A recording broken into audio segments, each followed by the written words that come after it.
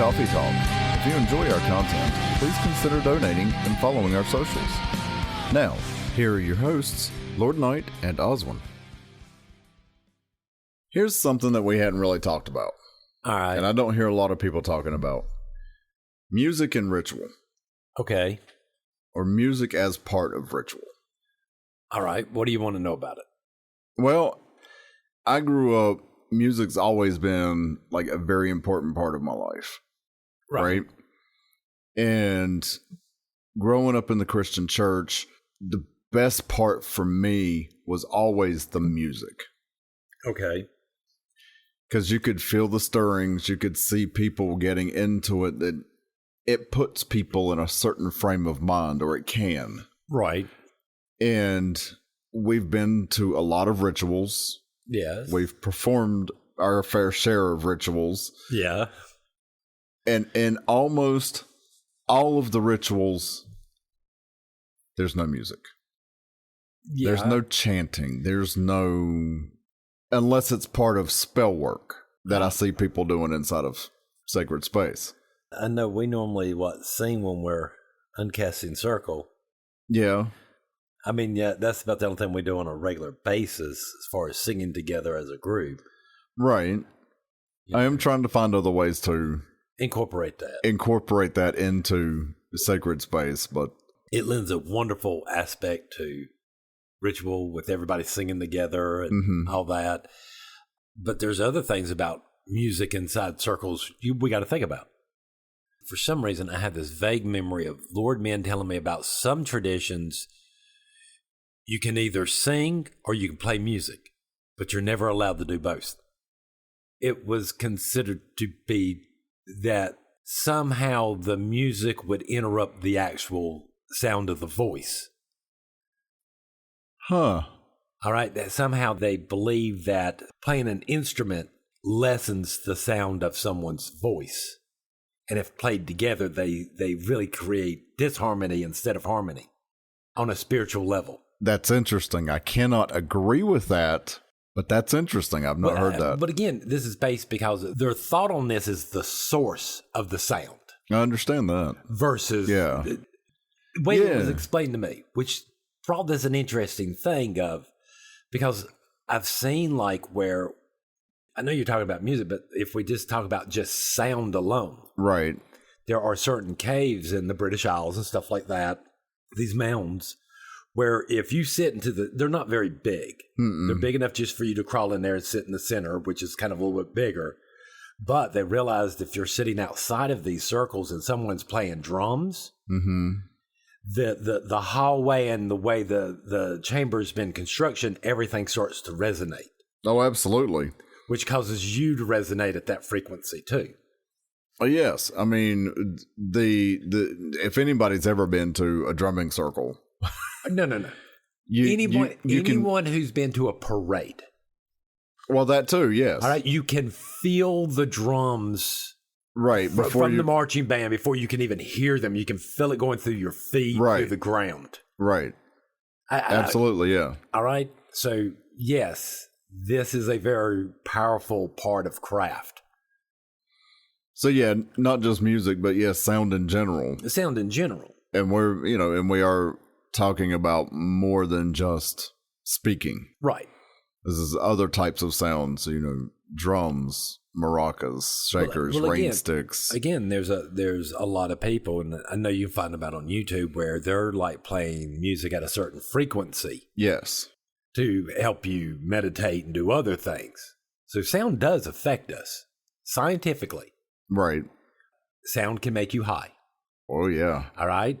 From my understanding, there is the mysterious brown note, where it will cause your bowels to loosen uncontrollably. I have heard of this. I've not experienced it. I don't know that I want to. Well, again, I'm not sure if it's true, but I've heard of people using certain sound waves really high or really, really low and literally wind up accidentally killing themselves through liquidating their brain. Oh, wow. No, I've not heard of that. That literally they've played this sound and so much it literally wound up liquidizing their whole entire internal organs. That's pretty powerful stuff. And then there's still the whole entire rumors in which we have Nikola Tesla, who supposedly made a device where it could create the resonantial frequency of anything it touched. So if you put it in a building, it could cause the building to resonate. And that at one point, he actually caused an earthquake performing this. Again, don't know if this is true. Right. But again, even when we look in the mythology and stuff like that, the Bible, dang it, help me out here. The place that they go around and blew the horns. Oh, Jericho. Till the walls, again, same thing. Mm-hmm. Sound and frequency and all this has always been a part of the occult and craft. Depending on how in the world you use it, not. Now, the only reason I've always found it hard to like bring music into circle is either A, you got to get everybody willing to sing. Mm-hmm. Okay, you got what, 10 people there? There's at least 5 just doing that word. Yeah, just mouthing. Just mouthing the words. Yeah. All right, so there's where you got a little bit of problem there. But then you got also this problem of how do you bring musical instruments in?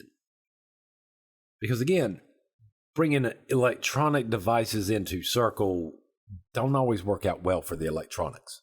Well, most musical instruments I know of are not electronic devices. So then you got to bring it. So then you have to have people trained to play said guitars and and that does pose a problem. That poses a problem to a lot of people. I mean, the easiest thing to bring in is a drum because everybody can bang on a drum. True. So I mean, don't get me wrong. We're lucky enough. We do have some musicians inside Temple that just not here on a regular basis to lend that skill.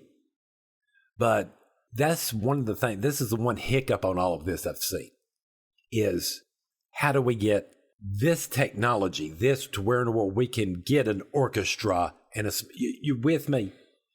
Because I'm doing the electronic stuff. It is a whole lot easier. It is. You with what I'm saying there? It is, and we have utilized Bluetooth speakers and stuff like that. We've had to be very careful about placement because electronics in our sacred space don't tend to go very well together. But all the time, right? And it's worked out, and it's been a nice addition. But it would be nice to actually have an instrument inside of circle. Yeah, right. Because again, there's certain instruments you'll never be able to always bring inside circle. How are you going to bring a piano in? Right. How are you going to bring an organ in? How are you going to bring... Well, you're not. I mean, you're never going to get a drum circle in. Well, you might. Well, there is something about singing or something that gives the singer this ability to cause people's emotions to run rapid. Well, it's long been said, and there's a guy on YouTube, and he makes the perfect point of this. He's out on the street. He's got a guitar. He's got a mic. He's got a speaker. He's got a big sign that says, "Sing with me." Right. I've seen him. Doesn't care if you can sing, if you can't sing, whatever. Just come sing with me. And then as soon as they're done, people have these big smiles on their faces. And first question he has, "How do you feel?" And every single time they always say, "I just feel so happy. I feel so good right now." It releases, in my opinion, I don't have any scientific evidence, but I believe that singing releases some type of endorphin in the body and makes you feel good. Well, I mean, just hearing someone sing. That depends. Not to toot my own horn. But it's an example, and I really don't like, me, I really don't like building myself up. Right. When I was in high school, our senior talent show. Right. I sang a song. I was still in Christianity. And so I decided I was going to sing a Christian song as part of my talent show. All right. Right? Afterwards, I had one of the biggest bullies in school stop me on my way out and look at me, and he put his finger to my chest, and I thought, oh, Lord, here we go. He said, "That's not fair." I said, "What do you mean? What's not fair? I didn't win." He's still with his finger in my chest. He said, "That's not fair because you made me cry."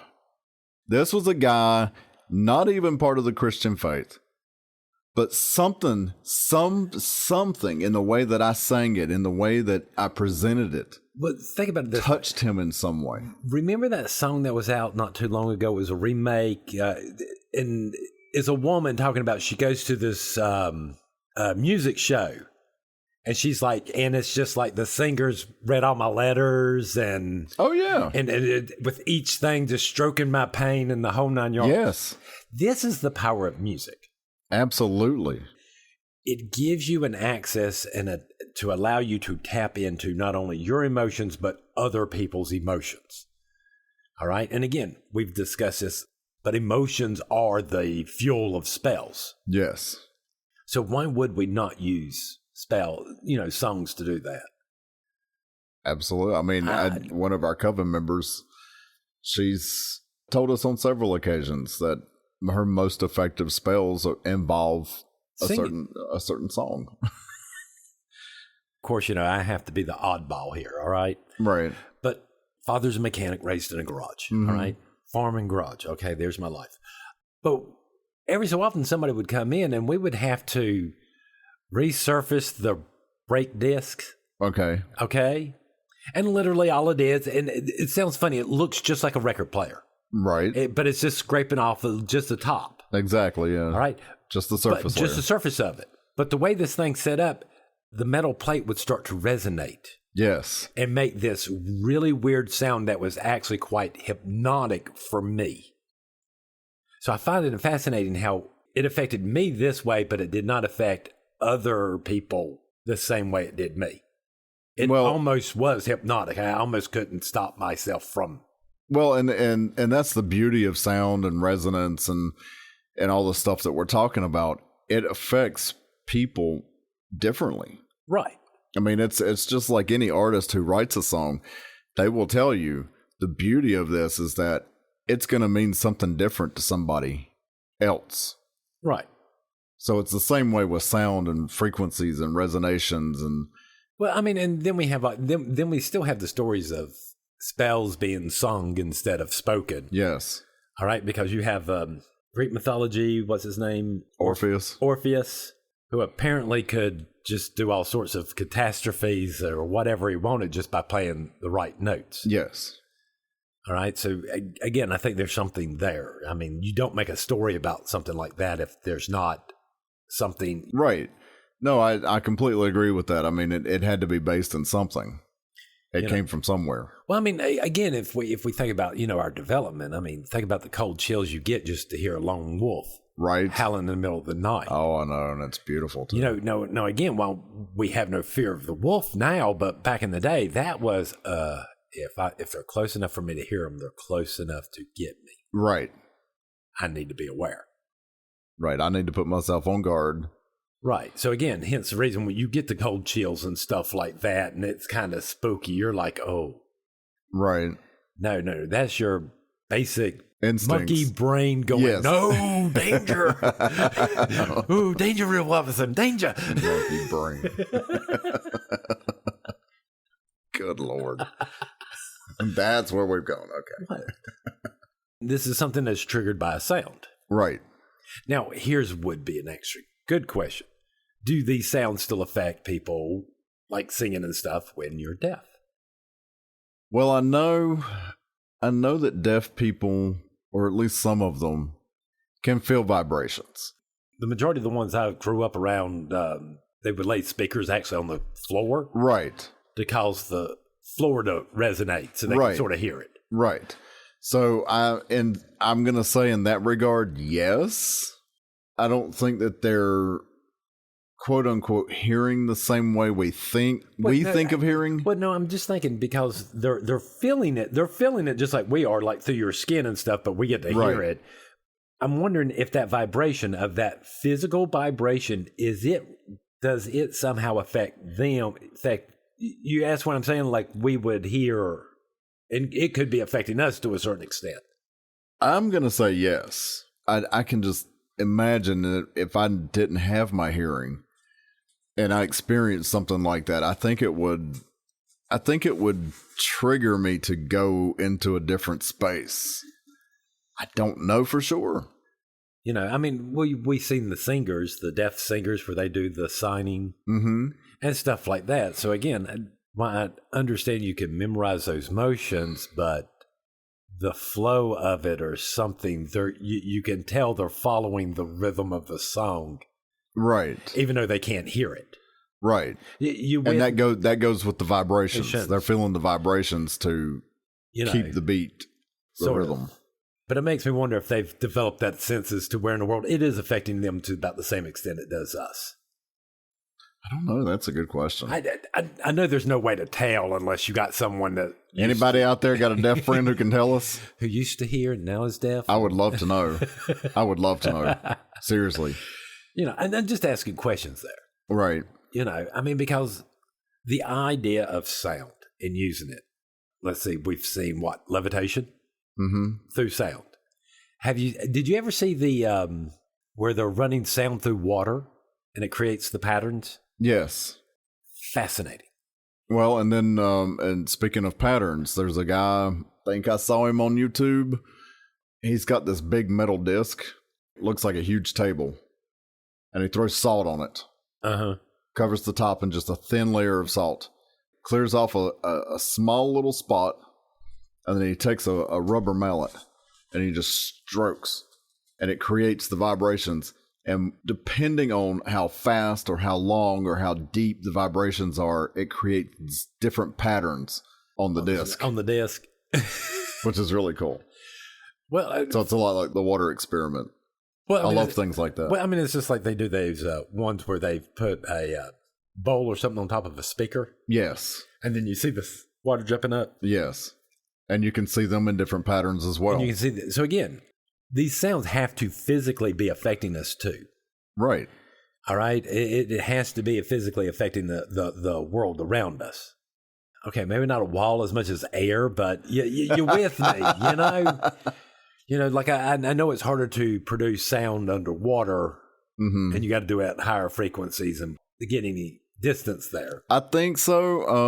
I'm not really sure about that whole water thing, because I know for the synchronized dancers, the water dancers. Yeah, there are speakers under the water. Okay, as far as I know, so that they're sort of hearing. Right. And then they can hear when they come up. Think about it like this. Remember like on Harry Potter when you open up the thing above water? Yes. Underwater, again, the notes have to be a little bit higher, but underwater they sound correct because the medium's a little bit thicker. Could be, yeah. I think is the way that works. But again, we're what? 75% water? Yeah. Why wouldn't it resonate inside of us? Why wouldn't it resonate? Why couldn't... We would have to be careful. You do not, I don't think you want your brain resonating inside your skull. Oh, Lord, no. Or your skull resonating, just shattering in it. Right. I mean, because again, it's the opera singers that used to do the... that shatter of glass. The shatter of the glass. Yeah. All right. This is a real possibility. It is, yeah. Oh, God, who used to do it all the time? I cannot remember. I remember there was one lady back in the day that could... Ella Fitzgerald. Okay. But the only thing with her is it was amplified to 100 decibels. Through specific speakers. It was an ad for Memorex speakers. See, I remember. So she did it, but she had assistance. She had a little assistance there. Just a little bit. But again, it still proves that it can be done. Yeah. You know, I mean, yeah, you couldn't do it. Maybe, I guess somebody could do it with a natural voice, I guess. Yeah, it's been shown. I can't name any names, but there have been a handful of people, or less than a handful of people, who can do it. I think mainly if you really want to use sound or music inside of circle in this way, you might have to build up certain barriers, physical barriers, right outside the circle to cause the sound to. Well, I think that would help. So again, you're going to have someone that has a little bit of knowledge on engineering. Well, yeah, but I think it's called sound engineering. There's a specific field on how to line all that stuff up to cause the sound to kind of, because they even said Stonehenge does the same thing. Yes, it does. That if you set drummers in between the rocks and at certain points that they can cause all the area to resonate. It will not surprise me when they finally, make some sound machine that will actually create lightning or something by vibrating the molecules in the atmosphere. Right. Yeah. God, I couldn't imagine what frequency that would have to be at. I'm just saying, I'm waiting for them to do stuff like this, Yeah. And not, getting too conspiratorial, but there is you got the so-called harp where there's some crazy stuff they say about that. Well, too. Yeah. But again, that's a little beyond the scope. But would you not consider this technology a further of what in the world we're talking about? It's just now we're going in the ranges that we can't hear or even be affected by. Yeah, but are we going to consider this something different? See, I mean, I can see how it would kind of correlate, but I think that's getting beyond the scope of actual sound and craft. Right. I think that's getting beyond that scope. It's I don't know. I don't know how to put that, but you see what I'm saying? I can see where the line there would be a little fuzzy, and I'm not trying to cause. I'm just pointing this out as I'm asking you, where do you think we should draw that line? Considering music is your expertise in this subject. Well, I don't know that it's my expertise, but you're with me. Yeah, it's. I think you draw the line when it goes beyond physical and mental. Okay, that's what we're concerned with as part of craft. We're concerned with the physical, the spiritual, the mental. All right. Well, now we've been talking about all this other stuff, so let's add a little bit of actual craft back into this. Okay, right. So, how are we going to base this music on? Are we basing it on sacred math? Are we going to base it on like heart rhythms?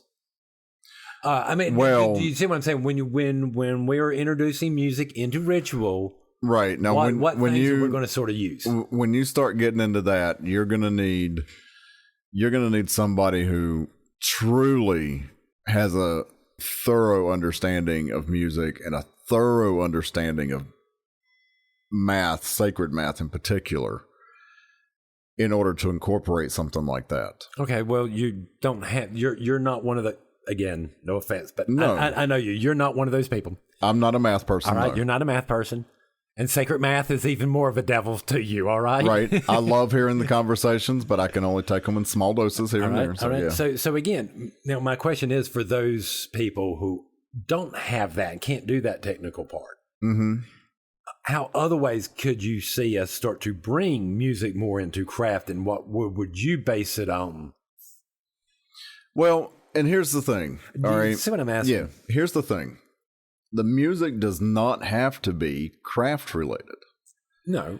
Years ago, we did a Samhain ritual, and we brought in some music that pertained to, I believe the song was called "I'm Still Alive" or something like that. I don't by really, Flyleaf. Yeah, it was by Flyleaf. The one went by Flyleaf. It was it was their instrument. Yeah, it was the acoustic version. But it was something like "I Can Feel You All Around Me." Yeah. Right. And so what we did is messages from the veil. Right. So you think about a loved one who's passed on, close your eyes, and then listen to the song. Right. So it doesn't have to be craft related. But my advice is going to be, find something that touches your heart. If it touches you, chances are it's going to touch somebody else. All right, well, let's make this a little bit simpler, all right? Let's say you're not doing ritual. Okay. All right? Let's say I or somebody else is writing ritual, and we want you to bring some music into it, right? Mm-hmm. We want you to bring and use your music to bring in fire energy. Okay. And that's it. That's all we're going to give you. So what's going to be your thought processes here? What might you go through to go, okay, what song makes me think of fire that might make other people think of fire? Or precisely. Are you just going to be, or again, no, are we just going to be completely obnoxious and get the doors, set the night on fire to drive the point? That's all part of the process for me when that happens. Typically what I do is I'll meditate on it. I'll see if I get anything that way. You could do a card reading and see if something comes up that way. Go through your favorite songs or some of your non-favorite songs or whatever and see if anything relates to that. So, like you said, Set the Night on Fire. Any song dealing with fire. I mean, I know it's a little on the nose, but me not being that musical, right, and knowing rhythms and stuff like that, when I've picked songs for rituals, they're normally on the nose like that. They're normally quite blunt in your face. But yet, when you sometimes pick songs, I notice they're not quite always so blunt, and they're a little bit more. Sometimes they are not quite as in your face about the topic. I don't know. Sometimes I find that in some of the more obscure things is where you get the best message. Not always. Not always. So it could be a rhythm. It could be a particular set of instruments that they're using. Could be something talking about torches instead of burning the night up. It could be anything along those lines. All right. But my suggestion is please play around with it. See what works for you. But again, I really don't see anybody, anytime soon at a hand fasting picking, Baby's Got Back or something, or the thong song. I mean, no, but that would be funny. Highly inappropriate in my opinion, but that would be funny. So now speaking of that, weddings and hand fastings and stuff, these are ceremonies and stuff, and sometimes we'll have music playing during this. Right. Yeah. So again, when you're talking to certain people and you're doing ritual and you're trying to help them pick music, are you letting them pick all the music? Or are you just making suggestions? Well, I like to start and see if they have anything in particular. Right. Because usually, especially for weddings, hand fastings, things like that, people will have specific songs already in mind. Right. I think it's always good if you can go with that and use that to your advantage. It's a little less work on your part, but absolutely. Find out first if they have anything in mind. Now let's do the flip side of this. Now, what about funerals? Funerals, same thing. Families oftentimes have certain music that they want played or sung or something like that, and start there. Now, if it's a member of our temple, you yourself might take a moment during the service to honor or to say a little speech about. And I've even seen people take time during that time to actually do sing during these times. This would be more of a personal selection to you and not toward the family. Would you let them know about this ahead of time going, look, I'm going to sing this song. I know you might not like it. Yeah, it's a thong song, but it was his favorite song, so I'm going to sing it. I know it's completely inappropriate. I know it's – no, we understand. We hate that song too. Right. Yes, and we hate it because he did listen to it all the time. Yeah. No, I that would definitely go into my plans as well. I mean, especially if you're going to have some time where other people are saying things or, wanting to get up to say or do something in honor of the deceased. I think that's perfectly fine. But yes, that's a personal choice. And yeah, the song that I choose might not be the song that the family would choose. But as long as they're okay with it, then that's what I'm going to do. Now, if we're about to get a little too personal here, do you personally use music to cast your spells? Do you sing your spells? I have been known to. All right, because you don't want me to sing mine. I have been known to. I don't always. I do enjoy the musicality of it. But yeah, I have. And they've been pretty effective. Does it allow you to get away with casting spells in more public places because people just think you're singing some random song? Yes. That they don't know. Yes. Do you see any difference between, now again, chanting does the same things to a certain extent. Yes. But it's not quite as. Chanting is more about the repetitive of it. It's kind of like drumming. Right. But the thing about chanting is chanting can be done in rhythms. It can not be done in rhythms. Chanting can be done with tones or no tones whatsoever, more like just speaking. Would you consider chanting to fall into the same category as song in craft? Just like we sort of talked that you could sort of see sometimes. where sound, just the general sound would be all wrapped up into this as a big old. Sometimes. Think about Gregorian chant. Gregorian chant it's got a sing-song feel to it. Oh, it is quite hypnotic and but beautiful. It's based on rhythm and it is based on sound.